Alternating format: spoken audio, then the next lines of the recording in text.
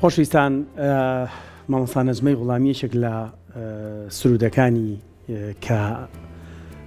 دەڵێەوە دیسان هەرای جەنگە و کوردستانم ڕۆ لە خوێنە، ینی چەندین ساڵ پێش ئێستا بە دیاریکراوی نازانم کە ئەم سرودەی تۆ، بەڵام پێمە بێگەڕێتەوە بۆ شەڕی داعش ئەگەر هەڵە نەبم، بەڵام سەیرەکەی ساڵ لە دوای ساڵ جەنگ بەرەوشی کورد دەگرێت و نایارەکانمان هەمیشە دڵیان بەوە خۆشە کە بیانەوە ئێمە قڕکەن، بەڵام خەیاڵ پڵاون وانەزانن کە کوردێک لە هەر پارچێکی کوردستاندا ئەگەر پەنجەیەکی خوێنی لەبێت ئەوە بە میلیۆنان کورد سنگی خۆیان دەکەنە قەڵغان. ئیتر ئەگەر ئەوانە بن کە لە بەرەکانی پێشەوەی جەنگ سنگی خۆیان نەخەنە بەر فیشەک، ئەگەر ئەوانە بن بە گۆرانی و سرودۆک و دەیانی وەکو مامۆستا نەجمەی غوڵامی، ئەگەر ئەوانە بن وەکو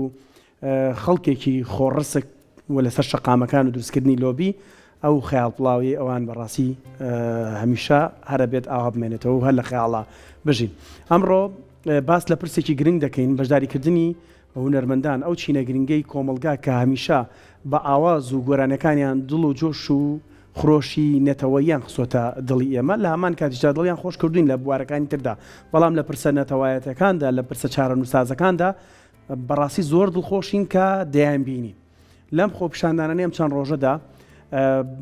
لە سەرەتای بەرنامەکە ئاماژەم بۆ کرد، هونەرمەندی وایە 20 ساڵە نەمبینیەوە لە تەنیشتەکە، ئێستا هەمووی دەست لە ناودەست هەمووی سرودی نەتەوەیی دەڵێنەوە، دروشمی نەتەوەیی دەڵێنەوە. باسی گرنگی بەشداریکردنی هونەرمەندان بکەین لە پرسە نەتەوایەتیەکاندا. مامۆستا نەجمەی غوڵامی بە شانازی ئەمڕۆ لە ستۆدیۆ ڕۆژێکی ئامادەیە، ئەو هەم پامیشیە بێت بۆ ئێوە کە ئەمڕۆ خۆپیشاندانی سەرتاسەریە. مامۆستا گیان زۆر بەخێر ببیانی سەرەکە مەمنون. سەرەتا سەری ڕێز و نەوازش لە بەردەم گەڵکۆی هەموو شکۆبانەکانەدا ئەنەوێنمەوە شکۆبانەکە لە ڕێگەی ئازادی و دموکراسی و مافڕەوەکانی کووردا گیانیان بەکرد، بەتایبەت ئەمانە ئەم دوایەی ڕۆژاوای کوردستان و ڕۆژهەڵات دەسەکانە خۆش خۆشەیەکی جوانی شاو شکۆبانی کە جەنابان هیوادارمە هەموو کەسەوە بەکاربێنێت، شتێکی جوانە بۆ لە جیای شەهید چۆن شەهید لە لایەکی ترۆ بەکاری دێ، بەڵام شکۆبانەکە بابێتە تایبێت ئەو کەسانێک کە لە ڕێگەی ئازادی و دموکراسی و مافڕەوەکانی گەلیەوە لانەکە هاتی وتی مامۆستا شێوازی مشکی بەستنوشتت زۆر جوانەوە کێ بۆی بەستووی؟ بەڵێ من هەر لە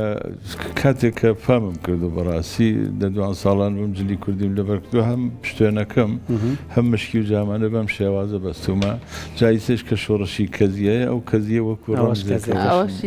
ئەوەشم داناوە. دەستە خۆش بە مامۆستا گیان هەر هەبیت. مامۆستا ئەمڕۆ لەسەر جیاواز لە بەرنامەکانی ترکە لەگەڵ بەڕێستا کردومانە ئەمڕۆ بەتایبەت لەسەر پرسەنەتەوەیەتەکان گفتوگۆکەین و بەشداریکردنی هونەرمەندان لە پرسەنەتەوەیەتیەکانە چ گرنگیەکی هەیە بەڕای بەڕێزە؟ ئەمە زۆر گرنگە بەڕاستی هونەر و هونەرمەند ویژدانی کۆمەلگان ئەم جارە بە خۆشحاڵیەوە وای لێ هات کە هەستی نەتەوەی ئەتوان بڵێم لە مێژوای یەکەم جارەکە بەم جۆرە هەستی نەتەوەی لە هەموو دنیا بجوڵێ. کوردەکان لە دنیا چوونە سەر شەقام لە کوردستان، بینیمان لە باکووری کوردستان لە هەموو بەشەکانی کوردستانە سنووری دەستکردیان بڕی و خۆیان گایان ڕۆژاوا کە دڵخۆشی بوو بۆ شەڕوانەکان لەوێ. ئەوە شتێکی باش بوو. بەشداری هونەرمەندانی زۆر گرنگە بۆ خەڵک، چۆن خەڵک هونەرمەندانیان خۆشەوێ. بەڕاستی زۆربەی هونەرمەندان هەموو ژیانیان لە خزمەت گەل و نیشتوانە بوو، لە تاڵی سوێرەکانە بەدەم خەڵکەوە بوون. من خۆم هەموو ژیانم لە پێناوی شۆڕش و ڕزگاری میلەتەکەماداناوە لە شۆڕشی چوارپارچەی کوردستانە بەشدار بووم و بەردەوام شتی هاندەریشم بووە بۆ هەوێنی شۆڕش و هەروەها بۆ تەسکینی دڵی بنەماڵی شکۆبانە. ئەمە لەسەر شاشەش بەڕێستانە لەگەڵ چەند هونەرمەندێکی ترە لە نێو یاریگای نەورۆز هەر باڵای پیرۆزی کوردستانەوە و بینینی ئێوە مامۆستا نەجمەچی لای خەڵک دروستەکە، ینی ئەم چەند ڕۆژێک کە بەشدار بووی لە نێو خۆپیشاندانەکانە ڕۆیشتووی گەنجە بۆ بێتە پێشەوە پێت بڵێ مامۆستا تۆ بینیم لێرە ئەوە نەیتر من هەستی قەوم لا زیاتر بووە. بلم زۆربیان ڕسمیان گرتووە، زۆر خۆشحاڵ بوون کە منیان بینیوە، هەستی خۆیان دەربڕیوە. ئەوە جێگەی خۆشحاڵیە بۆ من کە ئەو ئیشانەی کە کردومە بەڕاستی جێ خۆی گرتووە. ئەو خۆشەویستیە کە هەنگاو بە هەنگاو لە هەموو کوردستان و بەتایبەت لە شاری سلێمانیە بە منیەدەن زیاتر هانمەدا کە سوور بم لەسەر کارەکان. هەر بژیت مامۆستا گیان قسەیەکە بوو پێشتر ئەوترا ئەم جیلەی ئێستا هەستی نەتەوایەتیان لا زۆر کەمە یاخود زۆر کاڵە، بەڵام لەم خۆپیشاندانانەی کە بۆ پاڵپشتیکردن بوو لە خوشک و برایانمان لە ڕۆژئاوا گەنجانمان ئەبینی کە لەسەر شەقامەکان چەند بە حەماسەوە چەند بە گرۆتینەوە بەشداریان لەم خۆپیشاندان و لەم پرسەنەتەوایەتیانەیە کرد. کۆمنتی تۆ چییە لەسەر ئەم بابەتە؟ ئەزانیی ملەتی کورد یەک ملەتە و کوردستان یەک کوردستانە لەگەڵ ڕێزماوانەی کە ئەو قسانەکەن خۆیان هیچ ناکەن ئەمانە قسەی هیچە بەڕاستی باسی ئەوروپاشیانە کرەمانە جێکەیان گەرمەوەنە کە ئەوروپا لەم چەند ڕۆژە دنیایان هێنا لەرزە بینیمان لەسەر شەقام ئەم نەوەی نوێکیان تەمانە نەوەی ئایپادن هیچ ئەمەلیکیان نییە و ئەمانە بەڵام بە جۆش و خڕۆشەوە هاتنە سەرجادە و سابتیان کرد بە تایبەت خانمان من قسم کردو لەگەڵیانەوە تو من لێرە بووم لە شاری سلێمانی خۆپیشاندان بۆ یەک خانمیتیان نەبووە بەڵام بە خۆشحاڵیە و ئەو هەست و سۆزەی ڕۆژاوای ساتووە بۆێرە تەنانەت جلوبەرگەکانیشیان گۆڕاوە خانمەکان بەو پەڕی جۆش و خڕۆشەوە بەشدار بنەوە خۆشحاڵ جێگەی خۆشحاڵی و من دەستخۆشیان لێکەم و بەم شێوازە بڕۆینە پێشەوە سەرکەوتن هەر بۆ ئێمە. باش مامۆستا ڕای تۆم زۆر بۆ گرنگە چەند ڕائێکی جیاواز هەیە لەسەر خۆپیشاندان هەیەڵێ بە چەک بڕۆ بۆ ئەوێ ئەمە پەژگیریە بەڵام خۆپیشاندانێک لەسەر شەقامە بەوتنەوەی گۆرانی و وتاف و نازانم هەم ئاڵای هەڵکردنی ئاڵە ئەم تێڕوانینە جیاوازانە بەداخەوە هەیە تا ئێستا لە ئێمە بۆچی دروستکردنیەکی لۆبی بە خۆپیشاندانێکی ئەوە مەزن و گەورە بەکەم بایەخ تەماشا هەردووکی پێویستە بە تایبەت خۆپیشاندان هەم لە کوردستان هەم لە ئەوروپا لە بەر کۆنسۆڵخانەکانە لە ڕاستیدا ئەگەر ئەم خۆپیشاندانانە نەبووە لە ئەوروپا و لە کوردستان کوردیان لە ڕۆژاوا قەتڵامە کرد و ئەو کابرا داعشەیش ئەحمەد شەر بەڕاستی ڕۆژاوای کوردستانی داگیرە کرد و باڵی ڕەشی داعشیان دیسانە هێناوە لەسەر ڕۆژاوای کوردستانە هەردووکی تەواوکەری یەکن ئەوانەی کە توانایان هەیە بە توانای عسکەری هەرچەند نەبڕۆ تکنۆلۆژی زۆر پێشکەوتوە بەڕاستی ئەو چەکانەی زۆر بەداخەوە کە ئەمریکا داوی بە شەڕوان لە کاریان خست لە شەڕەکە کۆدیکی بوو کە کۆدەکەیان بەتاڵ کردەوە ئەو پڕی شەرمەزاری بوو خەڵکاتنە سەجادە دنیایان شەرمەزار کرد دنیا ویژدانی دنیا جارێکی تر جوڵا ئەگەر ئەمانە نەبووە بەڕاستی بە بێدەنگی ئەو شوێنانیان ئەگردەوە ئەو دەستکەوتەی کە هەزاران خوێنی بۆ دراوە دیسانەکەوتە ژێردەسی ئەو شەمشەمە کێرانە بە بۆ چوونی من داوا کەمەکو هونەرمەندێ گەلی ئێمە بەردەوام بێ لە دەرەوە لە ناوەی وڵات خۆپیشاندانەکان زۆر گرنگە ئەو کەسێک کەم ڕەنگەگاتەوە ئەمە بەڕاستی لەوانەیە سێبەری نەیار بێت خۆپیشاندان هەمیشە جێ خۆی گرتو و هەمیشە کاریگەری خۆی هەبووە. باشە مامۆستا ئەمڕۆوە بڕیارە لە کوردستانە خۆپیشاندانی گەورە ئەنجام بدرێت یاخود ناونراوە خۆپیشاندانی ملوێنی اینجا بەڕێستان لەم ڕایە چ پامێکتان هەیە بۆ نمونە و هەروەها تۆ خۆت ئەمڕۆکە لە شاری سلێمانی بەشداری خۆپیشاندانەکانەکەی؟ بەڵێ ناوێ ناوە هاینی ملیۆنی من دوێنێ خۆم پۆستێکم دانا لە ئینستاکەم داوام کرد لە خەڵکە بەشدار بن من لە شاری سلێمانیم لە بەرباغی گشتیە و هەروەها سرودیان بڵێم داواکارم لە خەڵکیش بەو پەڕینە و بەشدار بن بۆ ئەوەی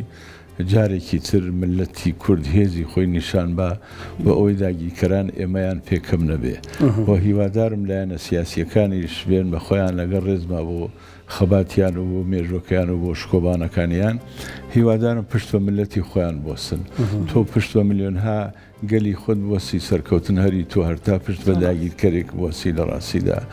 ئەمە ڕەمزی سەرکەوتنی ئەمە بەڕاستی یەکگرتنە هیوادارم بە زووترین کات دایەنە سیاسیەکانیش بەرەیکی یەکگرتو پێک بێنن بۆ ئەوەی گەلی ئێمە چیتر نەبێتە قوربانی ئامانجە گڵاوەکانی داگیرکەرانی کوردستان. ئەمڕۆ سرودیان بۆڵی لە خۆپیشاندانەکانە بەڵێ قرارە ئەوەی ئەوا دیسانەکە کە جەنابەت ئاماژەت پێ کرد با باسێکی مێژویەوەتان بۆ فەرم شەڕی ئێران و عێراق و ئەمریکا خەریک بوو دەست پێ بکە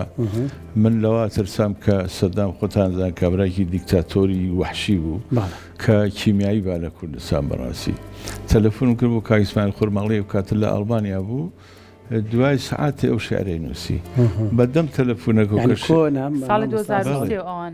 بەدەم تەلەفۆنەکە و کە شارەکەی بۆمە خوێندەوە ئاوازەکەم بۆ هات هەر ئەو شەوە چوومە سەدی لە ئۆپسالا کاکە میران لەوێ هەر ئەو شەوە هەرتا بەیانی تۆمارمان کرد بەیانی خۆپیشاندان بوو لەبەر کۆنسوڵی ئەمریکا بە مکەبەری گەورە لێماندایتر هەستوی سۆزێکی تایبەتیدا لە خۆپیشاندانەکان کە ئێسەی سەر کاتێ جەنگە بێ لە ڕاگەیانەکان و لە ماڵپەڕە کۆمەڵایەتیەکانە دیسان گوڵەکاتەوە ئێمە بێمە کورساتیش کلیپمان بۆ کە بەڵام سەردەمی شەڕی داعشا بووێ من ینی هەر جارێکی تر وتم ساڵ لە دوای ساڵ جەنگەکان بەڕێکی کورد بەرناداوەتەوە هەمیشە کورد دەبێتە قوربانی ئەو جەنگە نەخوازراوانی کە ڕوبەڕوومانە بێتەوە. مامۆستا نەجمە یەکێک لەو شتانی کە هەمیشە باسیەکەین بە هونەری بەرگریە بەڕاستی ئێوە کە لە خەباتی چەکداری و خەباتی هونەریش بەردەوامتان کردوشان بەشانی یەکتر ڕۆیشتون. مامۆستا نەجمە بە خەباتی یاخود هونەری بەرگری دەسی پێکردیان چەکداری کامە؟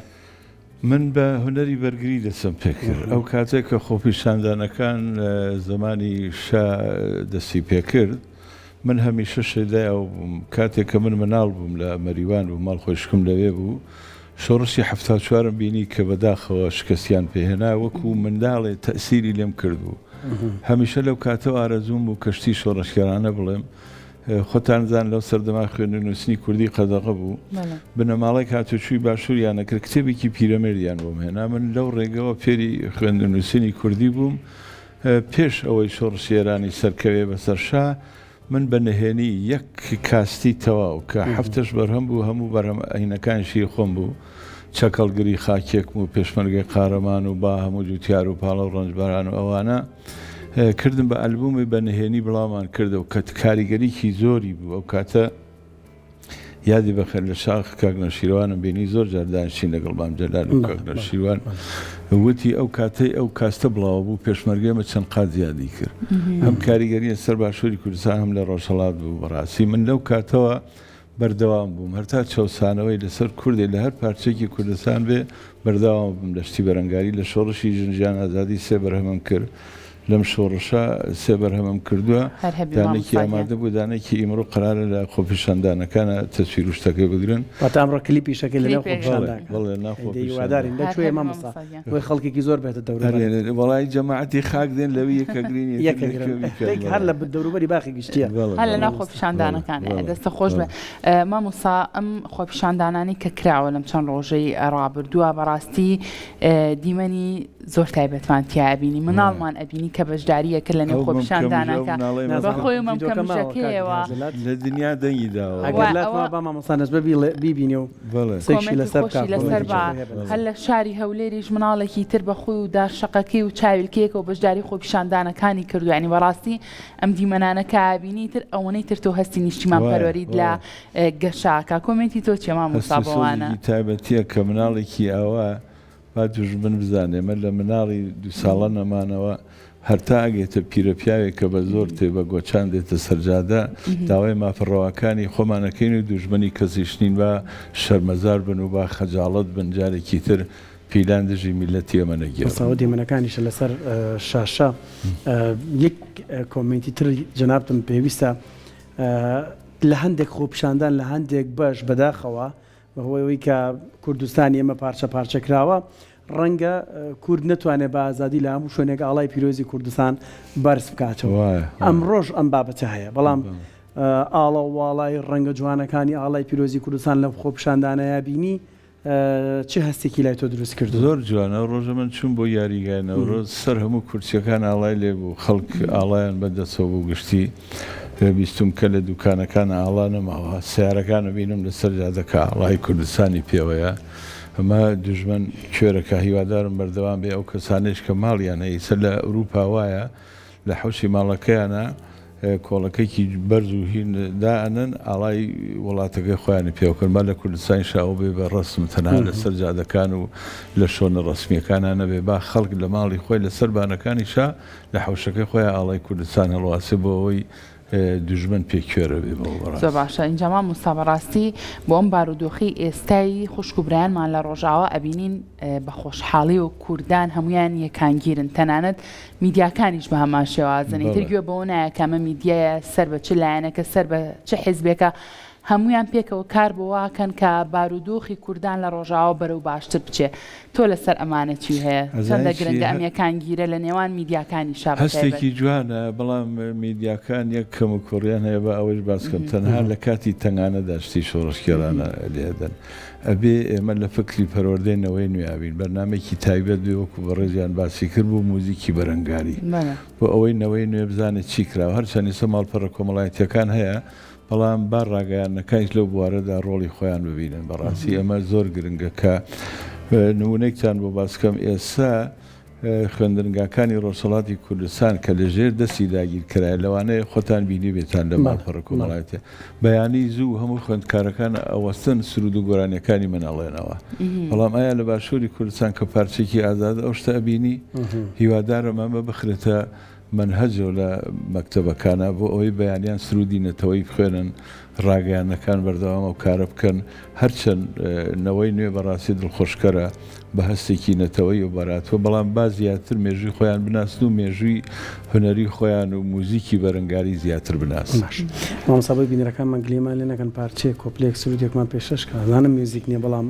ماشاءڵڵا دەنگی تۆ بۆ خۆی من زۆر جار تومە مۆسیقای ناشیتان بێخۆشەوە دیسانەکەی حەزێکی هەر ئاوا دیسانەکە بڵێڕەوە مامۆستا جۆمان لەوە بێ ئینشەڵڵا ڕەنگە خەونی تۆش بێ مامۆستا ڕۆژێک بێت ئەم سرودە هەر کاری پێ نەکرێت هەر گوێی لێ نەگرینەوە لەبەرەوەی مامۆستا هەر گۆرانەکانیەوەنە شاد بێتەوە بڵێن کوردستانی تر سربەخۆی و دەوڵەتین و جەنگ بەرۆکمان بەرنادا و هیواداری نەوکاتە ئەزانین چێڵێ هەر گۆڤەند و فەرمامۆستا ئەوە دیسان هەرا جەنگە و کوردستان ئەمڕۆ نەخێنە دیسان خێنە و دڵی سێرون دڵی مەخلوق ڕوو لە شینە ئەمان خەدەرە چاو نەدەری نیشتمان بێ گوڵێک نەمرێ سەرم نازریە ئازادی بێ دڵێک لاوێدا نەسڵەکێ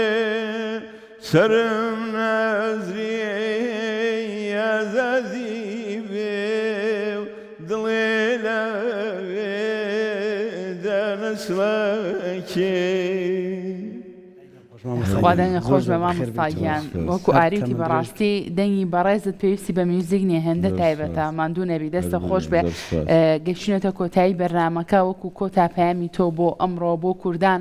چ پەیامێکی ترە هەیە مامۆستاگیان بۆ هەموو کورد بۆ هەموو چین و توێژەی کۆمەلگا بە تایبەت هونەرمەندانی خۆشەویست کە هەمویان هاوڕێمانن کە بەردەوام بن لەسەر جادا هەرتا گەلی ئێمە بەتایبەت لە ڕۆژاوای کوردستان بە ئامانجا ڕەواکانی خۆیان ئەگا دیارە دڵمان لە لای ڕۆژهەڵاتی کوردستان و خەڵکانی ئازادیخوازی ئێرانیشە هیوادارم بە زووترین کات ئازاد بێ کورد لە هەموو پارچەکان بە مافڕەوەکانی خۆی بگایتر بە سەبار ڕۆڵی کورد خوێنی نەڕێ غڵامی زۆر سوپاس سەربەرز بینەم ڕە لە لامان بووی دەستت خۆش بێ و هەمیشە پێشمەرگە ئاسان لە ڕیزی پێشەوەی هەموو نەرە بەرگریەکەی و خۆپشاندانانیشانی دووبارە سپاس بۆ تۆ مامۆستاگیان خۆشحاڵ بن کە لە لامان ئامادە بووی دەست خۆش خۆشویستانی